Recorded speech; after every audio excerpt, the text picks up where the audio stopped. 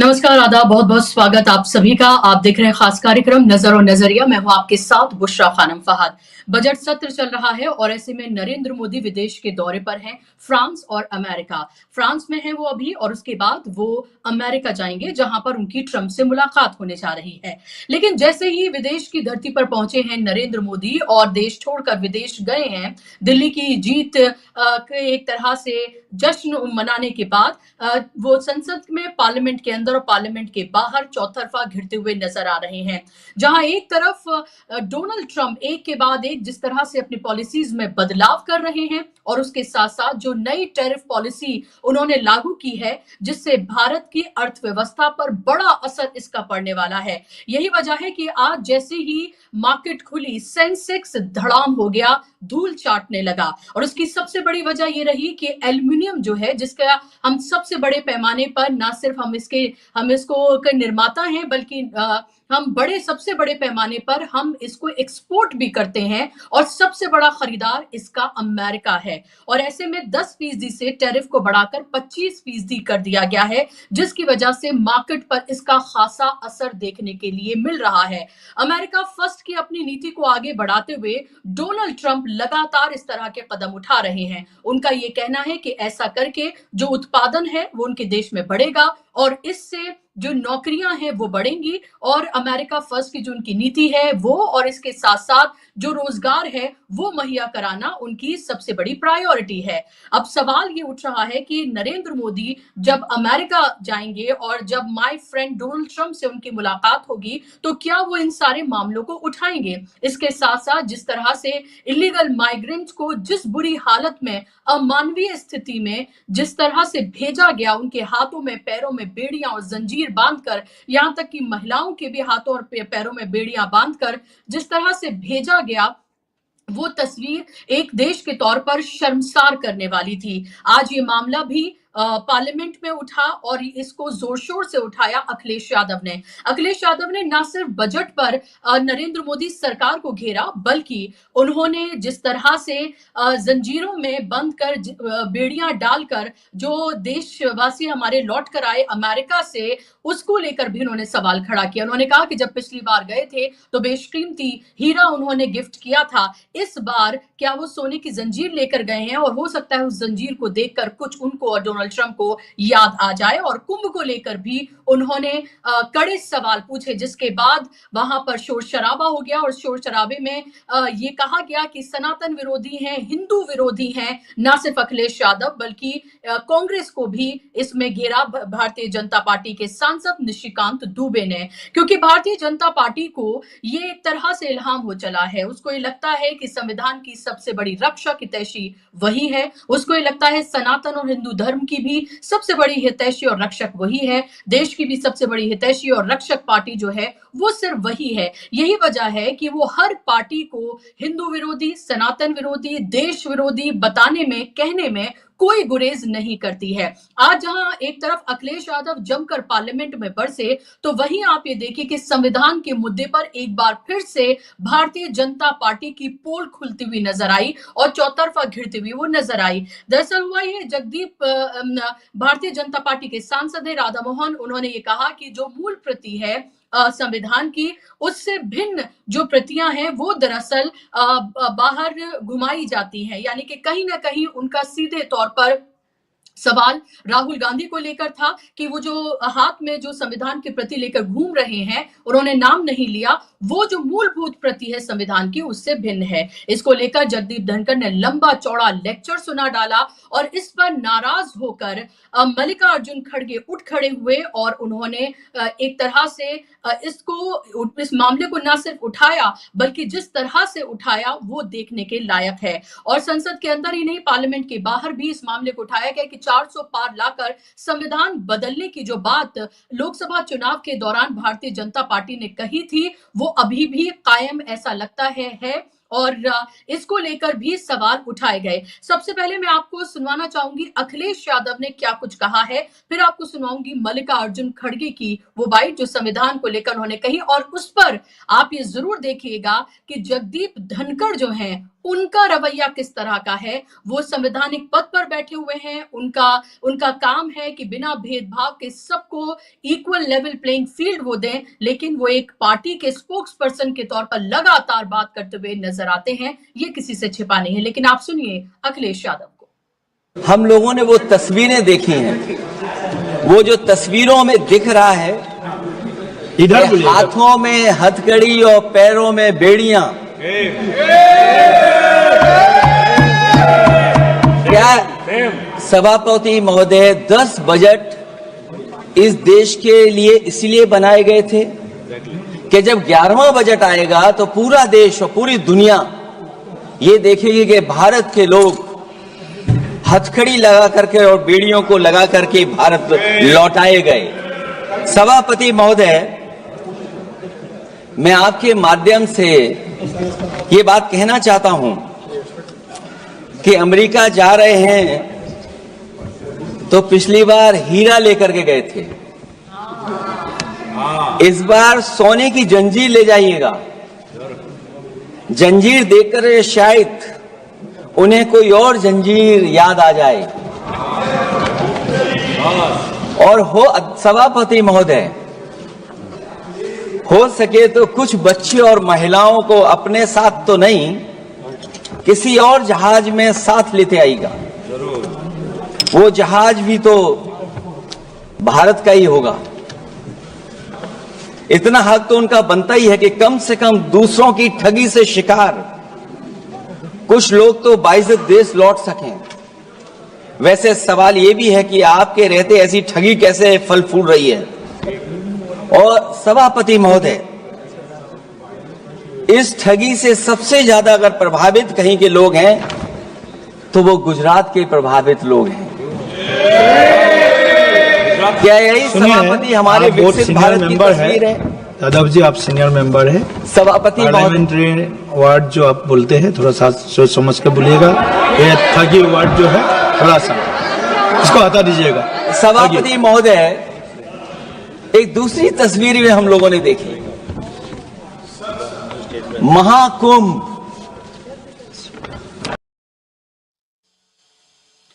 तो अभी आपने यहाँ पर अखिलेश यादव को सुना, महाकुंभ की भी उन्होंने बात की, और महाकुंभ की जैसे ही बात की फौरन निशिकांत दुबे उठ खड़े हुए, शोर शराबा हुआ और उन्होंने हिंदू विरोधी बता डाला। ऐसा लग रहा है कि महाकुंभ की बदइंतजामी पर सवाल उठाना सनातन और हिंदू धर्म पर सवाल उठाना है। इस तरह से भारतीय जनता पार्टी इसको पेश कर रही है।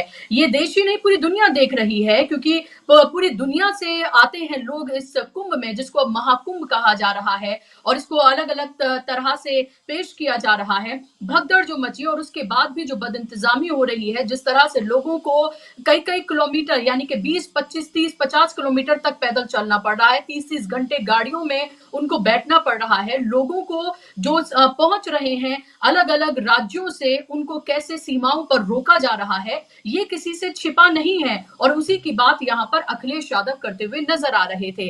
अब मैं आपको सुनवाना चाहूंगी मल्लिकार्जुन खड़गे और जगदीप धनखड़ के बीच के जो नोकझोंक है संविधान के इस मामले को लेकर। सुनिए आप क्या कुछ आज हुआ है।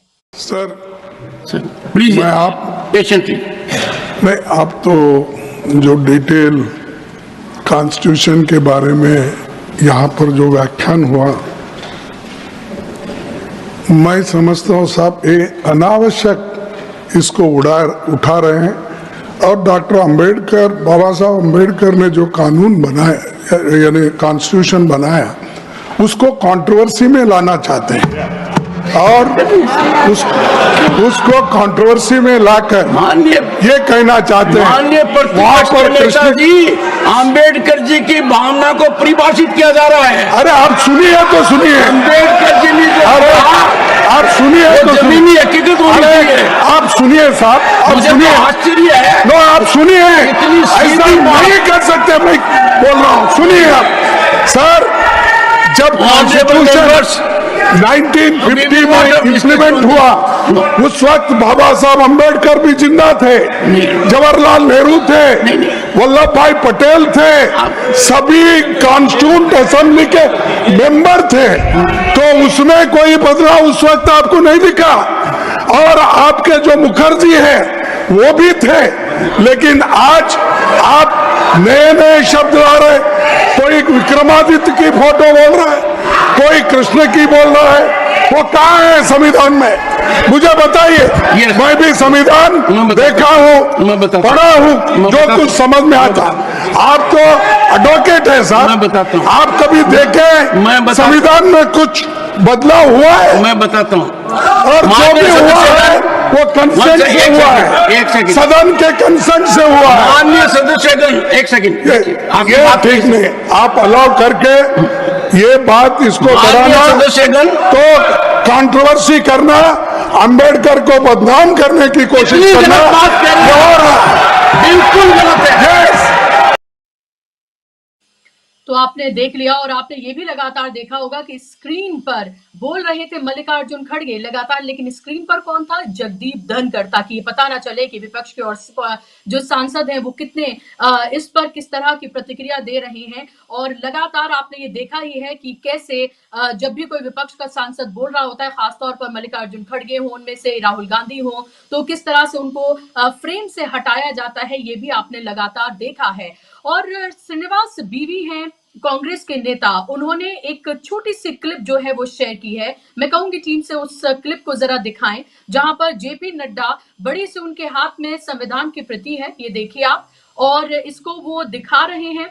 दिखाने के बाद वो इसको जिस तरह से रखते हैं, वो नीचे देखिए, वो अभी नीचे रखेंगे और एक तरह से लग रहा है कि वो पैरों में रख रहे हैं। श्रीनिवास बीवी ने इसको ट्वीट किया है और ट्वीट कर उन्होंने लिखा है, जेपी नड्डा जी संविधान पैरों में, और उसके बाद उन्होंने क्वेश्चन मार्क लगाया है। अब जरा आप ये सोचिए कि ये तस्वीर, और इसी तरह से अगर विपक्ष के किसी सांसद ने, या विपक्ष आप छोड़िए, कांग्रेस के ही किसी सांसद ने अगर इस तरह से किया होता कि इस तरह से संविधान की प्रति को दिखाकर, जो कि एक लंबी चौड़ी लहीम शहीम है हाथ में उनके, और उसको इस तरह से अगर वो नीचे रख रहे होते, तो अब तक कितना बड़ा हंगामा हो चुका होता। क्योंकि लगातार ये बताने की कोशिश की जा रही है, चाहे वो नरेंद्र मोदी हो, अमित शाह हो, भारतीय जनता पार्टी के तमाम नेता, कि उनसे बड़ा रक्षक संविधान का कोई नहीं है। और इससे ही ये पता चलता है कि कैसे राहुल गांधी के जरिए उठाई गई संविधान को बचाना, लोकतंत्र को बचाना, और ये कहना कि आरएसएस और भारतीय जनता पार्टी संविधान को बदलना चाहती है, कितना चुभता है। और इसीलिए लगातार नरेंद्र मोदी अपने भाषणों में, पार्लियामेंट के अंदर, पार्लियामेंट के बाहर, संविधान की बात करना वो नहीं भूलते हैं। और ये आप देखिए कि कैसे इसको दिखाया गया, और दिखाकर जिस तरह से नीचे रखा गया, इसको ऊपर टेबल पर भी रखा जा सकता था, जहां वो बैठे हैं वहां पर भी रखा जा सकता था, लेकिन कहां रखा जा रहा है। और इसके बाद ये सवाल जो है वो श्रीनिवास बीवी, कांग्रेस के जो युवा नेता हैं, उनकी तरफ से पूछा गया है। सवाल ये लाजिम है उठना, और ये भी कि अगर ये विपक्ष के किसी नेता ने किया होता तो क्या हंगामा बर्पा होता।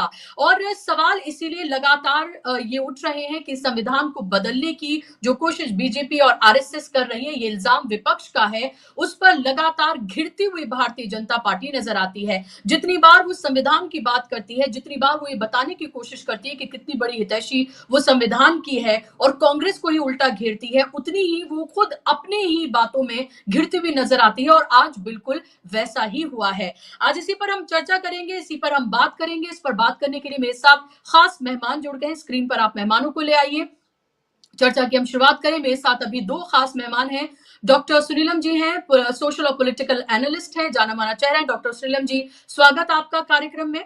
मेरे साथ जाना माना चेहरा बिलाल सब्जवारी जी, पॉलिटिकल एनालिस्ट, मेरे साथ जुड़ गए हैं। बिलाल जी, बहुत बहुत स्वागत, इस्तकबाल आपका कार्यक्रम में। शुरुआत बिलाल जी मैं आपसे ही करना चाहूंगी। आपने पूरी एक रूपरेखा कार्यक्रम की देखी, और आपने ये देखा होगा कि जगदीप धनखड़ जो है वो किस तरह से, जब कोई विपक्ष का सांसद बात कर रहा होता है या अपनी बात को रख रहा होता है, तो वो कैसे विपक्ष के को लेवल प्लेइंग फील्ड ना देते हुए, बल्कि एक पार्टी के स्पोक्स पर्सन की तरह काम करते हुए नजर आते हैं। जब अगर पर बद इंतजामी की कुंभ की अगर सवाल उठाया जाए तो वो ये कहते हुए नजर आते हैं, क्योंकि वो खुद वहां जाकर क्लीन चिट दे चुके हैं, और वो ये कहते हुए नजर आते हैं कि 144 साल के बाद हो रहा है, ऐसा मौका 144 साल के बाद हो रहा है, और इस तरह की बातें ना की जाएं। और जैसे कोई सवाल उठाए तो उसे सनातन विरोधी बता दिया जाए। और अभी आपने देखा मल्लिकार्जुन खड़गे से किस तरह की उनकी नोकझोंक हुई।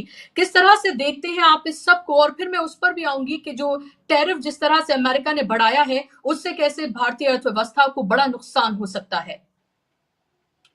देखिए बुशरा साहिबा, आपने कहा कि जो भी कुंभ के मसले पर सवाल खड़ा करता है उसे वो सनातन विरोधी या हिंदू विरोधी बता देते। तो अब मैं भी एक सवाल करना चाहता हूँ भारतीय जनता पार्टी के लोगों से कि जो शंकराचार्य अभिमुक्तेश्वरानंद हैं, अगर वो सवाल खड़ा करते हैं तो आप उनको कैसे हिंदू विरोधी साबित करेंगे? वो तो शंकराचार्य हैं। तो शंकराचार्य ने खुद ही इस कुंभ के मिसमैनेजमेंट पे सवाल खड़ा किया है।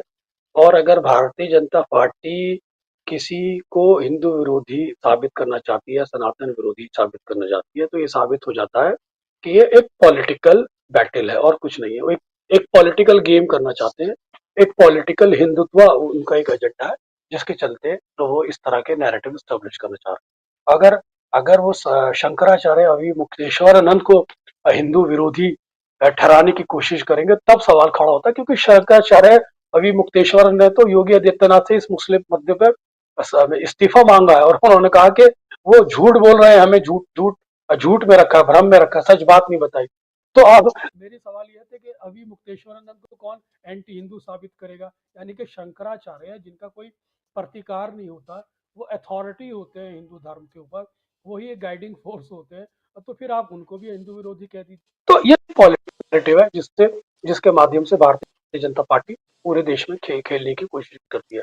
वहीं आपने दूसरी बात कही जगदीप धनखड़ की, तो जगदीप धनखड़ एक कॉन्स्टिट्यूशनल पोजीशन पर है, वो ए पॉलिटिकल होना चाहिए, लेकिन निरंतर जगदीप धनखड़ की हम लोग हिस्ट्री जानते हैं कि जगदीप धनखड़ जब गवर्नर थे तब उनका क्या रोल हुआ करता था, जब वो सभापति बने राज्यसभा के तब उनका क्या रोल हुआ है। वो निरंतर विवादों में रहते हैं और एक तरह से वो संघ को चेयर पर बैठकर समर्थन करते हैं। तो उनके उनके बारे में भी कोई इतनी सीरियसली लेने की जरूरत नहीं है, क्योंकि वो सब लोग जानते हैं कि वो किसको ऑब्लाइज करते हैं और किसके माध्यम से वो अपनी पोजीशन को स्ट्रॉन्ग करना चाहते हैं।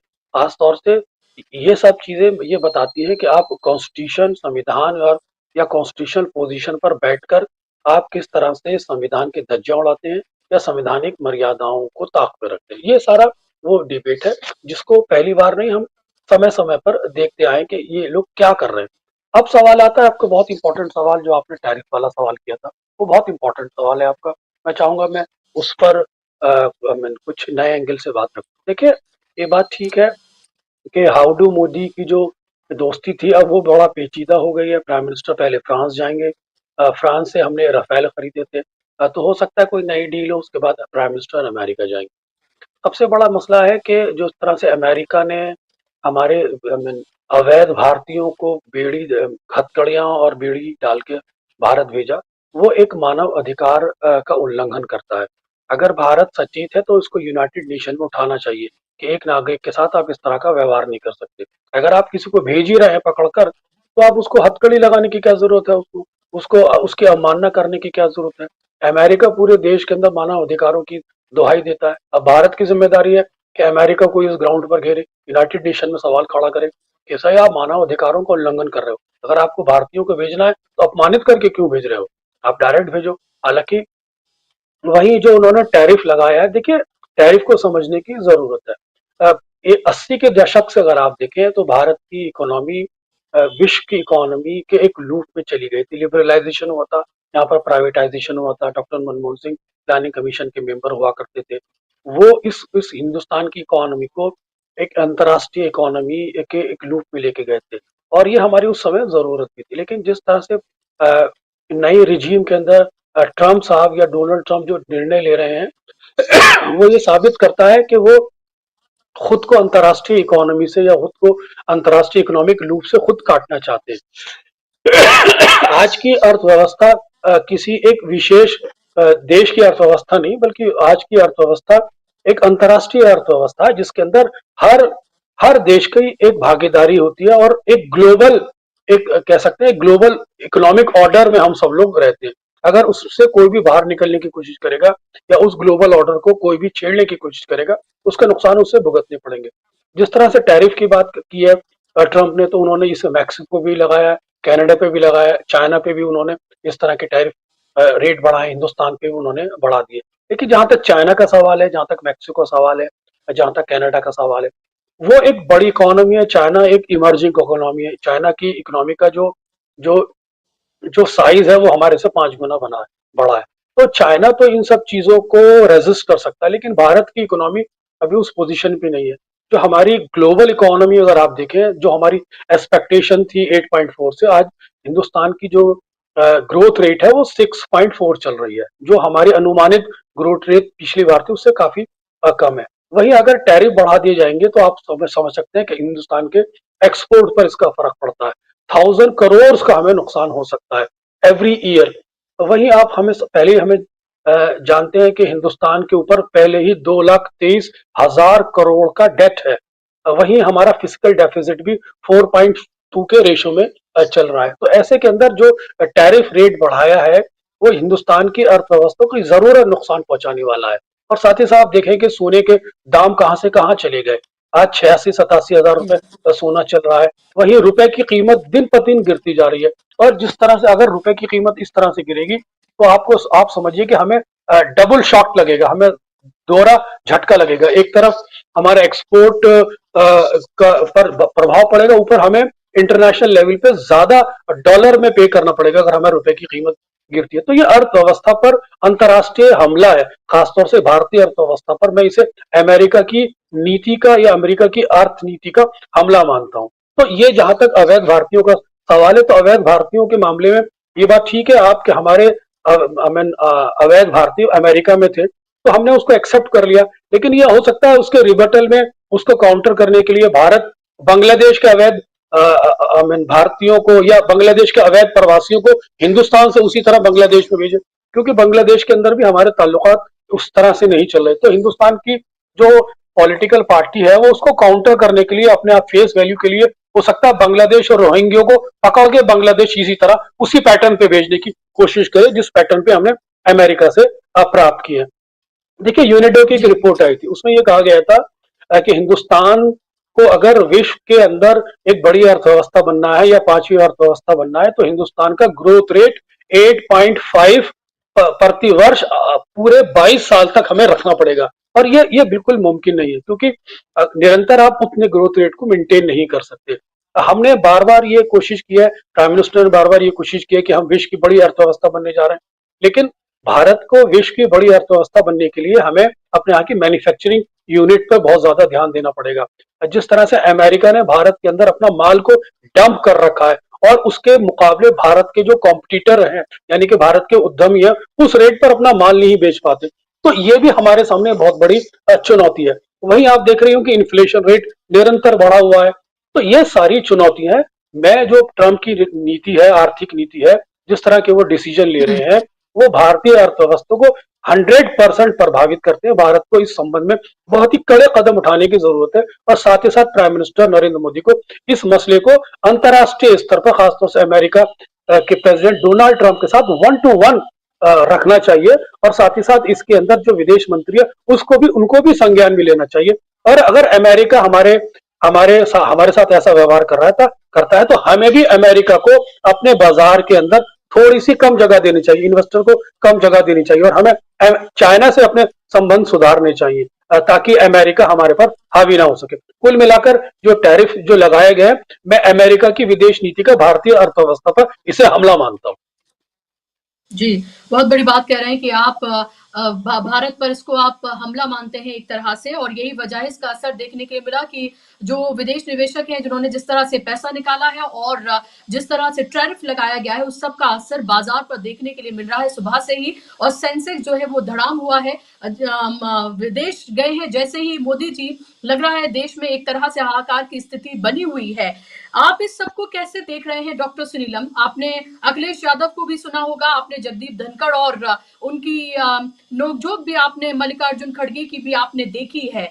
और ऐसे में विदेश गए हैं प्रधानमंत्री, बहुत उम्मीद तो उनसे कुछ नहीं है, क्योंकि जो विदेश में जाते हैं ना तो वो आकर बताते हैं कि क्या बात हुई, क्या डील हुई, ना ही जाते वक्त कोई प्रेस कॉन्फ्रेंस, ना आते वक्त, ना विदेश की धरती पर, ना ही देश में। 10.5 साल में ये सब कुछ हमने बदलते देखा है। अगर कुछ हमें विदेश दौरे पर कुछ देखने के लिए मिलता है तो कैसे उन्होंने हाथ रखा, कैसे हाथ मिलाया, कैसे उन्हें गले लगाया और कैसे मोदी मोदी हुआ, इसके अलावा तो हमें कुछ देखने के लिए नहीं मिलता है। जिस अमानवीय तरीके से भारतीयों को यहाँ पर लाया गया, उसके बाद भी सिर्फ ये कह के कि उन्होंने नियमों के तहत भेजा है, अपना पल्ला झाड़ लिया गया। और उसके बाद आप ये देखिए कि कोई इसको लेकर, छोटे छोटे देशों ने अपनी सख्त प्रतिक्रिया दी अमेरिका को लेकर, इस तरह की नीति को लेकर, लेकिन भारत ने एक तरह से चुप्पी साध ली और कहते हैं कि वो विश्व गुरु हैं। और जब पार्लियामेंट में कोई सवाल कुंभ को लेकर, अमेरिकी नागरिकों, भारतीय नागरिकों को जिस तरह से लाया गया, सबको लेकर उठाया जाए, तो आप देशद्रोही कहने लगे और आप सनातन विरोधी और हिंदू विरोधी कहने लगे और संविधान विरोधी भी कहने लगे। आपकी पहली प्रतिक्रिया? जी, बहुत शुक्रिया बुशरा जी। बहुत बिलाल जी ने बहुत विद्वत्तापूर्ण टिप्पणियां की हैं, बहुत अच्छा उन्होंने विश्लेषण इसका किया है। मैं इसमें जरा जोड़ना चाहूंगा कि टैरिफ की बात से शुरू करता हूं। तो टैरिफ तो आपने देखा, जब जो ही टैरिफ लगाया इन्होंने कनाडा के ऊपर लगाया, तो कनाडा के राष्ट्रपति ने जो है तुरंत अमेरिका के ऊपर लगा दिया, क्योंकि बिलाल भाई ने कहा कि जाके 1 to 1 उनसे बात करें। तो ये बयान देने की हिम्मत नहीं है तो 1 to 1 क्या बात करेंगे, जब जो है जिन लोगों को बेड़ी और हथकड़ी लगा करके या भेजा गया, उसकी निंदा करने की हिम्मत नहीं है, और जो है पार्टी की भी नहीं है, सरकार की भी नहीं है, और कम से कम उसका एक सिंपैथेटिकली उसको सुनना उसका भी नहीं है। तो फिर कोई अपेक्षा तो हम कर नहीं सकते। कुल मिलाकर के आपने कहा कि जब जाते हैं तो पता नहीं चलता कि क्या करके आए, तो आपको देख लेना चाहिए कि भाई कुल मिला के अडानी अंबानी को कितना जो है उनको लाभ मिला है, कितना बिजनेस उनका नया खड़ा किया है। वो सब जाने का मोटे तौर पर वही मकसद होता है, तो उसी को आगे बढ़ाने का काम करते हैं। अखिलेश यादव जी ने जो है बहुत पिन पॉइंटेडली उन्होंने इस बात को बोला है कि बहुत टारगेटेड है, बहुत फोकस्ड है जो पूरा बजट है कुल मिलाकर के अमीरों के लिए। और अडानी अंबानी का नाम वो क्यों नहीं लिया, उन्होंने लेना चाहिए था उनको अडानी अंबानी का, क्योंकि एक तरीके का जैसे पहले टाटा बिरला जो है एक सिंबल बने हुए थे लूट के, उसी तरीके से ये जो है अडानी अंबानी इस समय लूट के सिंबल बन गए हैं और छूट के भी सिंबल बन गए हैं। क्योंकि जो छूट की जरूरत होती है वो सबसे अंतिम व्यक्ति को होती है, जो सबसे गरीब है उसको होती है, लेकिन उसके ऊपर तो डायरेक्ट जो है सीधे सीधे टैक्स लगा करके उससे वसूली की जाती है। बहुत एक जन उपयोगी प्रोडक्ट्स के ऊपर भी जीएसटी से लेकर सब वही। और जो छूट है 17 लाख करोड़ की जो छूट दी गई है, तो वो उसको उन्होंने पॉइंटेडली बोला। और जो आपने ये चेन वगैरह की बात की, तो उन्होंने एक गोल्डन चेन लेकर के जाना चाहिए, तो शायद उनको कुछ याद आ जाए। तो बात तो पार्लियामेंट के अंदर आ रही है, लेकिन जिस शर्मनाक तरीके से आपने अभी ये देखा कि जिस तरीके से बोल रहे थे, मतलब जो हमारे वाइस प्रेसिडेंट साहब जो बोलते हैं, राज्यसभा के सभापति जी जो बोलते हैं जिस तरीके से, है ना, तो वो तो बिल्कुल ही आपत्तिजनक है। क्योंकि मैं ये देख रहा हूँ कि भाई जो आमतौर पर क्या होता है, लीडर ऑफ अपोजिशन जब भी बोलता है ना, तो उसकी बात पूरी तरीके से सुनी जाती है। और क्योंकि बहुत वरिष्ठ मेंबर हैं और जो सवाल उन्होंने उठाया था वो बहुत जायज सवाल है, और ये सवाल पूरे देश के लोग आज पूछ रहे हैं कि आप बार बार बाबा साहब को आप अपमानित करने का काम करते हैं बार, और कॉन्स्टिट्यूशन जो है उसको बदलने की बात तो आपका फॉर्मल एजेंडा के अंदर भी है।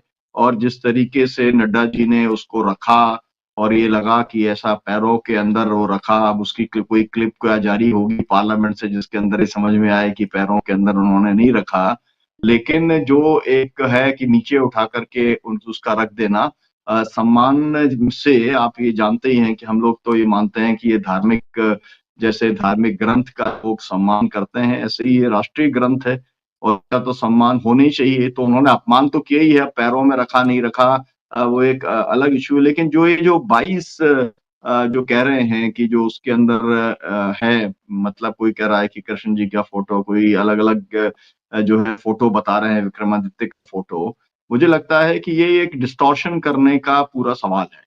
और जैसे ये पूरा का पूरा हर जो है वो निकाल रहे थे, हर मस्जिद के नीचे मंदिर निकाल रहे थे, ऐसे ही जो है कॉन्स्टिट्यूशन के अंदर भी अब इन्होंने लगता है मुझे यही तय किया है और यही डिबेट चलाना शुरू कर देंगे।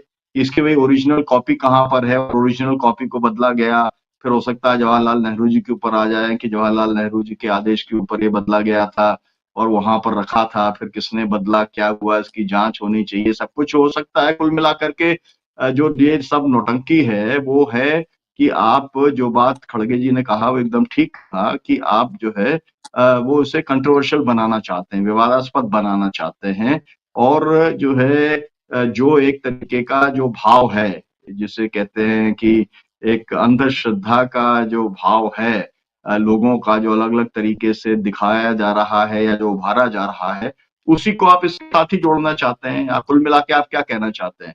ये कहना चाहते हैं कि कॉन्स्टिट्यूशन जो है जब ओरिजिनली जब बना था तो उसमें जो इलस्ट्रेशंस थे, उसके अंदर जो फोटोग्राफ्स थे, क्योंकि वो हिंदू माइथोलॉजी और उसके साथ में जुड़े हुए थे, इसलिए आपने हटाने का काम किया।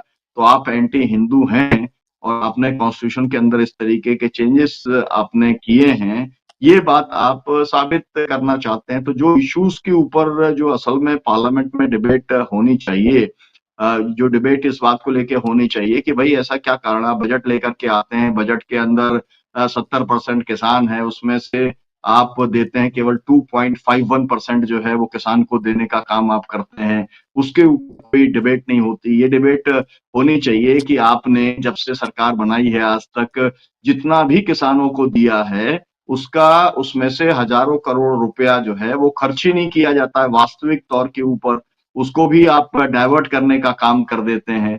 एक्चुअली इस बात के ऊपर बहस होनी चाहिए कि 14 लाख करोड़ जो है वो हेक्टेयर जमीन है, तो आप कुल मिला के 2500 रुपए प्रति हेक्टेयर जो है वो इन्वेस्ट कर रहे हैं आप एक हेक्टेयर के ऊपर 2500 रुपया। तो उससे क्या डेवलपमेंट जी होगा खेती का? मतलब जो जो एक मूल सवाल है इस देश के, या महंगाई से जुड़ा हुआ जो सवाल है जो कि सबसे ज्यादा लोगों को पिंच करता है, या बेरोजगारी से जो जुड़ा हुआ सवाल है जिसके ऊपर जो डिबेट होनी चाहिए, वो डिबेट ना करके आप ऐसे इश्यूज लेकर के आ जाते हैं। और कुछ लोगों ने तो इसका सुपारी ली हुई है, इसका ठेका लिया हुआ है कि वो इसी तरीके से निशिकांत दुबे टाइप जो लोग हैं वो पूरी बात को ले दे करके जो ध्रुवीकरण की पॉलिटिक्स आज तक करती रही है भारतीय जनता पार्टी, उसी को कैसे आगे लेके जाया जाए, इसी तरीके का उनका पूरा लगातार प्रयास रहता है। तो मुझे लगता है कि ये बात तो ठीक हुई कि जो जैसे नड्डा जी ने जब उठाया तो उसका को जिस जगह पर और जिस तरीके से रोका जाना चाहिए था, वो तो उसे रोका गया, लेकिन इससे पूरी सरकार की जो है मंशा वो एकदम साफ हो जाती है कि सरकार असल में किस दिशा के अंदर जो है वो आगे बढ़ना चाहती है। तो पूरी की पूरी जो जी बिल्कुल पार्लियामेंट की जी, जो पार्लियामेंट की जो पूरी की पूरी डिबेट है, जिन इश्यूज के ऊपर हम्म फोकस्ड होना चाहिए, उसके ऊपर फोकस वो नहीं हो पा रही है। हालाँकि ऑपोजिशन अपने तरीके से इफेक्टिवली उन सवालों को रखने का काम कर रहा है। लेकिन कहीं न कहीं क्योंकि पूरा का पूरा मीडिया साथ में खड़ा हुआ है भारतीय जनता पार्टी के साथ में, सरकार के साथ में, ये भी एक बात है। और दूसरा जो है मैं ये भी आपसे कहना चाहूँगा कि जो अमेरिका का जो दौरा है, उसके अंदर बहुत ज़्यादा अपेक्षा करने की हमको ज़रूरत नहीं है, क्योंकि जिस तरीके का वो रोड रोलर चला रहे हैं और जिस तरीके का दावा ठोक रहे हैं, उन्होंने फिलिस्तीन को ही लेके बोल दिया कि भई फिलिस्तीन जो है उसके अंदर तो अब वो बनाने वाले हैं एक तरीके का रिसॉर्ट है, उसका पूरा जी क्लीनिंग ऑपरेशन माफ कीजिएगा मैं आपको उसका थोड़ा सा रोक रही हूँ आप मैं इस करेंगे। सवाल के साथ जो आपकी भी बात कुछ आपकी करते जा रहे हैं एक के बाद एक वो दावा जी ठोकते चले जा रहे हैं अलग-अलग देशों के ऊपर। तो उसके अंदर तो जी बहुत ही जो है हम ये अपेक्षा नहीं कर सकते कि मोदी जी कोई आँख से आँख मिला करके या पंजा लड़ा करके बात करेंगे। डरे हुए हैं, तो वो उसी तरीके से रहने वाले हैं। जी। जी, बिल्कुल। मैंने आपको इसलिए रोका क्योंकि बिलाल साहब को जाना है, इसलिए मैं एक सवाल उनसे पूछना चाहती हूँ, फिर मैं आपके पास आऊँगी। आपके अपनी बात को पूरा रखिएगा। बिलाल साहब, तो ये जो संविधान का ये जो पूरा पूरा का पूरा नैरेटिव है, जो राहुल गांधी लगातार जिसको बहुत मज़बूती से उठा रहे हैं और कोई ऐसी जगह नहीं है, जहाँ वो उठाना ना भूलते हों। अलग-अलग मंचों से वो उठाते हैं, अलग-अलग कार्यक्रम जो हो रहे हैं संविधान को बचाने के, जो सोसाइटीज़ की तरफ से अलग-अलग जगह किए जा रहे हैं, वो सब भी हमने देखे हैं। क्या 240 पर जिस तरह से लोकसभा चुनाव के बाद सिमटी भारतीय जनता पार्टी, क्या आपको लग रहा है कि उसको ये बात अभी भी चुभ रही है? भले ही हरियाणा, महाराष्ट्र, दिल्ली उसने जीत लिया है, लेकिन उसको कहीं न कहीं ये पता है कि उसने कैसे जीता है, कैसे उसने मैनिपुलेशन किए हैं, कैसे चुनाव आयोग के साथ मिली-भगत हुई है, जिसकी पोल हर रोज़ खुल रही है और असल में तस्वीर कुछ और है। क्योंकि चाहे दलित वोटर हो, मुस्लिम वोटर तो कभी बीजेपी का रहा नहीं, लेकिन ओबीसी और दलित वोटर हमने देखा लोकसभा के चुनाव में छिटका और बड़े पैमाने पर छिटका। तो उसको एक डर है कि कहीं पोल खुली तो ऐसा ना हो कि ये तमाम जो पूरा का पूरा वोटर है वो उससे जो छिटक रहा है तो आगे के लिए उसके लिए मुश्किलें पैदा हो जाए। क्या कुछ आपको इसमें देखने के लिए मिलता है? क्योंकि जैसे ही ये मुद्दा उठता है, बेहद आक्रामक भारतीय जनता पार्टी नजर आती है और सीधे तौर पर संविधान विरोधी खुद कांग्रेस को कहने लगती है। वेल, देखिए बुशरा साहबा, जो मौजूदा लड़ाई है वो बात ठीक है कि एक वैचारिक पृष्ठभूमि में कांग्रेस लड़ाई लड़ रही है और राहुल गांधी एक सामाजिक न्याय के जो नैरेटिव को या आरक्षण तक की जो गैप है 50% उसको हटाने की बात कर रहे हैं, या सामाजिक मुद्दों को लेकर दलित पिछड़े अल्पसंख्यकों के अधिकारों की बात कर रहे हैं, या कहिए सोशल जस्टिस की जो बात कर रहे हैं, उसको लेकर वो यकीनन एक प्रतिबद्धता राहुल गांधी में नजर आती है। लेकिन अगर अगर भारतीय जनता पार्टी से कांग्रेस पार्टी को लड़ना है, तो उसके लिए कांग्रेस पार्टी को अपना हाउस इन ऑर्डर, यानी कि जो कांग्रेस के अंदर जो सेकंड लाइन है उसको सुधारने की जरूरत है। साथ ही साथ कांग्रेस पार्टी को बिना इंडिया घटक दलों के कॉन्फिडेंस में लिए इस लड़ाई को नहीं आगे बढ़ना चाहिए। क्योंकि बुनियादी तौर पर जब तक आप लेवल प्लेइंग फील्ड बराबर नहीं करेंगे, तब तक आप भारतीय जनता पार्टी जैसी शक्तिशाली पार्टी से नहीं लड़ सकते। जो आप जानती हैं वो किस तरह की साम दाम दंड दंड भेद की राजनीति करना चाहते हैं। इसी जुमले में मैंने आपको सब बता दिया। तो कांग्रेस पार्टी को जी। बहुत ही प्रैक्टिकल प्रोस्पेक्ट में राजनीति करने की जरूरत है। मैं राहुल गांधी पर, सोनिया गांधी पर, प्रियंका गांधी पर कभी सवाल नहीं खड़ा करता, ना उनकी कभी इंटेंशन पे सवाल खड़ा करता।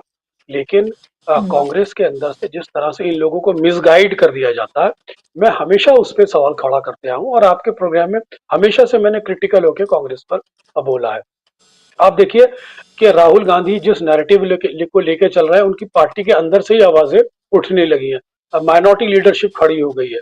आप देखेंगे कुछ समय बाद जनरल सेक्रेटरी लेवल के लोग खड़े हो जाएंगे, उससे पहले उसके बाद मुख्यमंत्री स्तर के लोग खड़े हो जाएंगे। तो कांग्रेस को बहुत ही अपने नैरेटिव के साथ अपनी लीडरशिप को, सेकंड लाइन को पहले इंटरनल कम्युनिकेट करने की जरूरत है। अगर अगर इंटरनल लाइन उनके कम्युनिकेट नहीं होती तो फिर रिशफल करने की जरूरत है। कांग्रेस पहले अपनी विचारधारा के लोगों के माध्यम से उन पोजीशन पर, बड़ी पोजीशन पर उस विचारधारा के लोग बिठाए, तब जाके उसकी बैकबोन मजबूत होगी और जो जिस पॉलिटिकल नैरेटिव को लेकर चलना चाहती है वो ग्राउंड पर ट्रांसलेट हो सकता है। क्योंकि एक पुरानी कहावत है देहात के अंदर कि आप तीतर दिखा के ही तीतर को पकड़ सकते हैं। तो पहले आपके पास उस नैरेटिव को एड्रेस करने के लिए फेसेस होने चाहिए। तो फेसेस तो है नहीं आपके पास अपने नैरेटिव को एड्रेस करने के लिए। आप कभी अखिलेश के खिलाफ चलने जाना चाहते हो, कभी आप पार्टी के खिलाफ जाना चाहते हो, आप कभी कहीं खिलाफ जाना चाहते हो, कभी आपकी लीडरशिप पंजाब के अंदर बाजवा जैसे लोग एक दूसरे राइट विंग फोर्सेस को ऑब्लाइज करना चाहते हैं। तो ये सारी चीजें कांग्रेस को बचना पड़ेगा। कांग्रेस को बहुत ही स्पष्टवादी नैरेटिव के साथ पॉलिटिक्स करनी पड़ेगी। मैं यकीनन राहुल गांधी, सोनिया गांधी, प्रियंका गांधी की तहे दिल से इज्जत भी करता हूं, उन पर मैं कभी उंगली नहीं उठाता।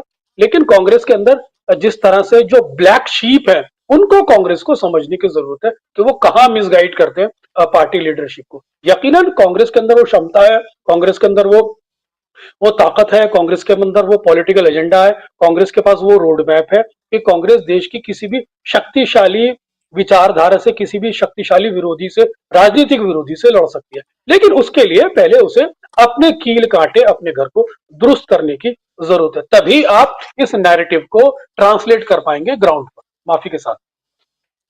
जी, बिल्कुल। ज़ाहिर सी बात है आपने महत्वपूर्ण बात उठाई है और ये भी देखने की ज़रूरत है दिल्ली में ज़ीरो पर सिमट गए तीसरी बार लगातार और ऐसे राज्य में जहाँ 15 साल उन्होंने शासन किया संगठनात्मक बदलाव की ज़रूरत है, बार-बार इसकी बात भी कही जाती है लेकिन उसके बाद ऐसा लगता है कि जो जो चाह रहा है यानी कि जो टॉप लीडरशिप है उसकी उस तरह से चल नहीं रही है या फिर कुछ और इसका मसला है, ये सामने बार-बार देखने के लिए मिलता है लेकिन ये ज़रूर है कि इस पर गौर करने की ज़रूरत है और इसको देखने की ज़रूरत है क्योंकि आप नैरेटिव लगातार उठा रहे हैं, आप मुद्दों की बात कर रहे हैं मुद्दे लगातार राहुल गांधी उठा रहे हैं, चाहे पार्लियामेंट के अंदर हो, बाहर हो, शानदार तरीके से वो अपने भाषण भी देने लगे हैं और तमाम तरीके से बातें रखते हैं लेकिन अगर ये जीत के तौर पर आपको तोहफे के तौर पर नहीं मिल रहा है तो आपको ये जरूर समझने की जरूरत है कि किस तरह से जो आपकी पॉलिटिकल पूरी की पूरी जो आप एक तरह से लड़ाई लड़ रहे हैं वो कैसे कैसे आपको उसको और मजबूत करना है और आगे बढ़ाना है। डॉक्टर श्रीलम मैं आपके पास आऊं और आपसे इसको लेकर और मैं आपसे सवाल पूछूं। एक और क्लिप है मैं दिखाना चाहूंगी जगदीप धनखड़ को आप ये देखिए कि जब बीजेपी से सवाल पूछा जाता है तो कैसे वो खुद बीजेपी की पार्टी बनकर जवाब देने लगते हैं। वो एक क्लिप है मैं जरूर दिखाना चाहूंगी, टीम से कहूंगी कि वो दिखाएं जरा। चेन्नई से प्रयागराज जाने का किराया 53,000। Importance of Prayagraj sir Calcutta से प्रयागराज आने जाने का 35,000। हैदराबाद, मुंबई और दिल्ली से यात्रियों का किराया 47,500 रुपए। बेंगलुरु से प्रीमियम की बात कर रहे हैं, economy in at what time? What time मतलब आगे तो रोज तो ऐसा नहीं होता है। मैं फिर आपसे कह रहा हूँ महाकुंभ के दौरान, महाकुंभ के कारण, महाकुंभ के 144 साल के बाद आया है। तो ये सरकार आस्था और सनातन में विश्वास करती है या लूट में विश्वास करती है? यानी महाकुंभ के नाम पर जनता की जेब पे डकैती डाली जा रही है। अब आप प्रश्न पूछिए। लेट द ऑनरेबल बेंगलोर से प्रयागराज का किराया क्या और क्या मैं माननीय मंत्री जी से जानना चाहता हूँ। मेरा सवाल तो सुन लीजिए कि ये, हाँ वही मैंने कहा, मैं यही कहना चाहता हूं, क्या माननीय मंत्री जी से मेरा अनुरोध है कि धर्म के नाम पर लूट बंद कर दें, सनातन के नाम पर लूट बंद कर दें और इन किराए को सब्सिडाइज करेंगे या नॉर्मल दिनों के जो किराया है उससे ज्यादा से ज्यादा डबल। प्रमोद जी, आप तो प्रयागराज के निवासी हैं जी, थोड़ी सनातन के लिए पाचन शक्ति बढ़ाइए ऑनरेबल मिनिस्टर। सर तो आपने सुना होगा डॉक्टर श्रीलम की सनातन के लिए पाचन शक्ति अपनी थोड़ी बढ़ा लीजिए। सवाल पूछे जा रहे हैं टैरिफ को लेकर कि कैसे टैरिफ बढ़ाए जा रहे हैं और वही मैंने सवाल जो पहले कहा कि कुंभ को लेकर सवाल उठाएं, बदइंतजामी को, टैरिफ को लेकर आप सवाल उठाएं तो आप सनातन का विरोध कर रहे हैं और कह कौन रहा है? संवैधानिक पद पर बैठे हुए एक शख्स जगदीप धनखड़ जिनका काम सिर्फ उनकी बातों को सुनना है और उनको लेवल प्लेइंग फील्ड देना है, ना कि इस सरकार की बी टीम बनकर वहां पर काम करना है। सवाल आप पूछिए भारतीय जनता पार्टी से और दर्द देखिए कहां पर होता है। तो ऐसे में कितनी मुश्किल आप देखते हैं विपक्ष के नेताओं को, क्योंकि जब जब वो बात करने के लिए उठते हैं तब तक उन्हें एक लंबा लेक्चर सुनने के लिए मिलता है। देखिए ये तो जो है मतलब आम, आपने अगर बोया होगा आम निकलेगा और अगर बबूल बोया होगा बबूल निकलेगा।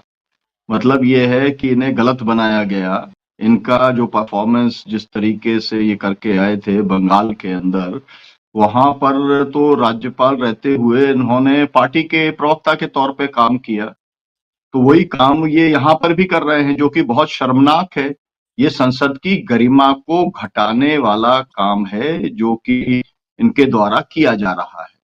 और ये भी एक बात बहुत खास है कि जिस तरीके से एक श्रद्धालुओं के प्रति जो आपका एक भाव होना चाहिए कि पूरा का पूरा सदन का ये भाव होना चाहिए, विशेष तौर पे आसंदी का तो होना ही चाहिए आसन के ऊपर जो भी विराजमान है उसका, कि भाई लोग कितना ज्यादा परेशान हो रहे हैं।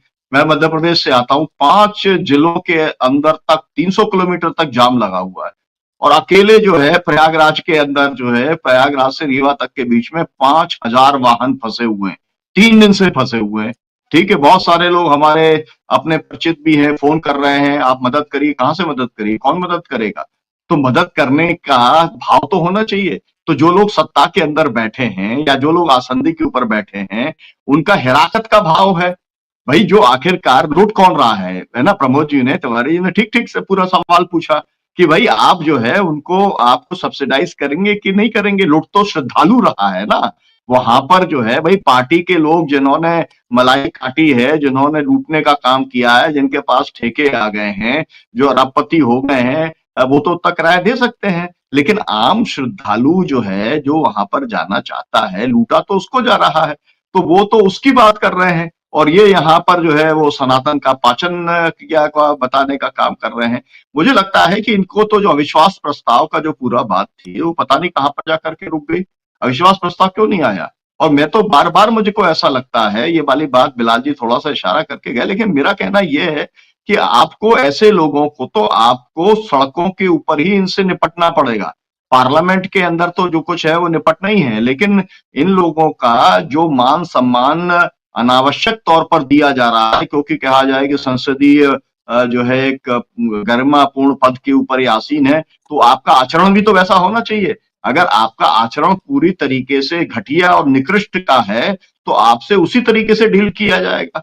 ठीक है, अभी उस तरीके से ये अच्छा है कि विपक्ष जो है उस निचले स्तर के ऊपर नहीं उतर रहा, नहीं तो उतरा जा सकता है। वहीं के वहीं पार्लियामेंट में बहुत बार ऐसा होता रहा है ना? मैं 2 बार असेंबली का मेंबर होता रहा है। जब आदमी बहुत ज्यादा जो है जब आगे चला जाता है, तो ऐसी स्थिति आ जाती है कि वो पूरा हाउस उसके खिलाफ हो जाता है, उसकी अपनी मुर्दाबाद चालू हो जाती है, उसको अपने चैम्बर से बाहर नहीं निकलने देते लोग। ऐसा मैंने अपने यहाँ पर खुद मध्य प्रदेश के अंदर होते हुए देखा है। और चीफ मिनिस्टर और स्पीकर पूरा चरणों के अंदर आते हैं लोगों के, तब जाकर के सेटलमेंट होता है। तो कुल मिलाकर के अभी एक तरीके से मुझे लगता है कि ये एक जो संवेदनशीलता है लोगों की, या जो संसदीय परंपराएं हैं उसके प्रति जो आदर है विपक्ष का, उसका ये जो है वो बहुत ही ज्यादा मतलब ना एक लिमिट से ज्यादा आगे बढ़ करके वो एक टेस्ट हो रहा है।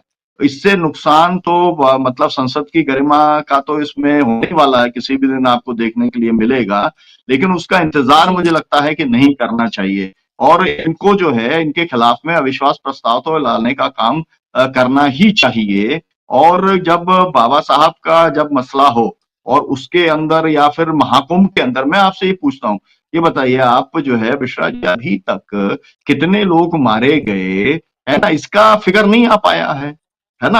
आज तक अगर पूरा पार्लियामेंट चल रही है और पूरा पार्लियामेंट में 234 मेंबर का ऑपोजिशन है, अगर वो सरकार को इतना भी मजबूर ना कर पाए कि वो जो है नंबर बताने के लिए मजबूर हो, तो आखिरकार आप पोजीशन में, मतलब ठीक है आप भाषण देते रहिए, आपकी क्लिप आप चलाते रहिए, आपके समर्थक जो है उसका को लाइक करते रहे, उससे क्या होने वाला है? मतलब लोगों को असल में रिलीफ नहीं मिल रहा ना। रिलीफ तो देने के लिए आपको जो है ज्यादा फोर्सफुल तरीके से काम करना पड़ेगा। सब लोग अपना भाषण दें, सब लोग अपना जो है क्लिप को वायरल करने का आप कोशिश करें, सब लोग देखें कि हाँ भाई आज के दिन जो है हमारा अच्छा सब जगह छप गया, सब जगह हमारी अच्छी चर्चा हो रही है। इससे क्या निकलेगा, है ना? क्योंकि पार्लियामेंट के अंदर अगर आप देखिए, जब से पार्लियामेंट चल रही है रोज ही भाषण होते हैं, है ना? और एक दिन जो भाषण होता है ठीक है बहुत अच्छा होता है, लेकिन जो कुछ भी जिस तरीके से चल रहा है, इस समय सबसे इंपॉर्टेंट सवाल क्या है? मैंने आपके से के सामने भी उठाया था। सबसे इंपॉर्टेंट सवाल जो है, दिल्ली की सरकार जाने के बाद में पंजाब की सरकार बिल्कुल पूरी तरीके से डिस्टेबलाइज करने की पूरी तैयारी है, पूरा षड्यंत्र है। कांग्रेस पार्टी अपने आप को उससे अलग करने को तैयार है क्या?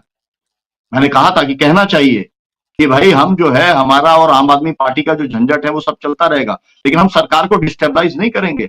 लेकिन आप देख रहे हैं उसी समय से जो खबरें आ रही हैं वो खबरें लगातार बढ़ती चली जा रही हैं। तो कुल मिलाकर के कुछ लोग जो अंदर संघी एलिमेंट्स जो घुसे हुए हैं, वो जाकर के अगर मान लीजिए पंजाब की सरकार गिर जाती है, क्या होगा? आज आपने सुना कुछ भाषण में आज सुन रहा था कि ममता की सरकार भी हम गिरा देंगे। ठीक है, मैं जानता हूं कि कर्नाटक की सरकार गिराने की साजिशें बहुत समय से लगातार जारी हैं, कभी भी वो उसको जो है प्रतिफल उसका सामने आ सकता है। मेरा कहना ये है कि जो बड़ा सवाल है कि भाई आखिरकार आप 19 राज्यों में उनके पास में अब सरकारें हो गई, वो पूरी तरीके से अभी जो है राष्ट्रीय कृषि बाजार नीति लेकर के आए, तो उन्होंने पूरा जो 3 किसान विरोधी कानून थे उसको एक जगह पर ला करके उसका नाम पूरा बदल दिया और राज्यों के माध्यम से उसे लागू आप कर रहे हैं। तो आप सोचिए तो सही कि मतलब वो पूरा का पूरा फेडरल स्ट्रक्चर को ही पूरा खत्म किए दे रहे हैं और आप जो है इसी में खुश हैं कि है ना आम आदमी पार्टी की सरकार एक जगह चली गई, अब दूसरी जगह भी हम उसे गिरा देंगे। तो अब वो जो है भाई आम आदमी पार्टी का क्या होगा, ये आपके लिए बहुत महत्वपूर्ण हो सकता है, लेकिन देश के लिए महत्वपूर्ण जो बात आप खुद भाषण में कहते हैं राहुल गांधी कि लोकतंत्र का क्या होगा, जी। संविधान का क्या होगा, और ये तब होगा जब अपोजिशन मजबूत होगा और जब इंडिया गठबंधन मजबूत होगा। तो अभी तक आप लोग जब रोज वहां पर मिलते हैं, मेरे तो ये समझ में नहीं आता मिश्रा जी कि पार्लियामेंट के अंदर इंडिया गठबंधन के लोगों की मीटिंग क्यों नहीं हो सकती। आप फ्लोर कोऑर्डिनेशन तो करते ही हैं, आप हर मुद्दे के ऊपर जब भी आप लोग इकट्ठे खड़े होते हैं पोस्टर लेकर के एक साथ नारेबाजी आप जब कुछ करते हैं तो कहीं ना कहीं पे फ्लोर कोऑर्डिनेशन है, तभी तो ये सब काम करते हैं। तो आप क्यों नहीं मिल करके बातचीत कर सकते आप कि भाई कोई तो आप पार्लियामेंट तो खत्म हो जाएगी, इसके बाद फिर क्या। भाई पार्लियामेंट होती ही इसलिए है कि आपको उन्हें जो देश में माहौल बनाना है सनातन का वो अपना बना रहे हैं, उन्हें इस महाकुंभ से जो लाभ लेना है इतनी बड़ी दुर्दशा के बाद, इतने बड़े महाजाम के बाद, इतने ज्यादा लोगों के जो है मारे जाने के बाद, इतना भारत का अपमानित होने के बाद, तो वो तो अपना पॉलिटिकल जो है वो अपना जी। जो उन्हें नैरेटिव बनाना होता है उसको चला रहे हैं।